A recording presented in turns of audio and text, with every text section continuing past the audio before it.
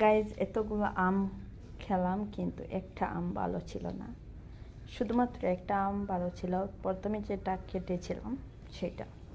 আর সব আমের ভিতরে এই যে পোক, এই যে দেখতে পাচ্ছেন আরও আছে, এই যে আরও বেশি আছে।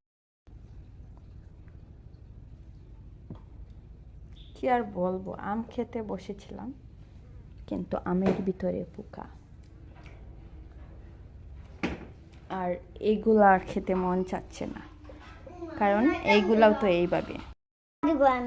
টেস্টি টেস্টি আম খাইতাম। ওগুলো মনে হয় ফুক নাই, হয় না দেখা যা হর। হ্যাঁ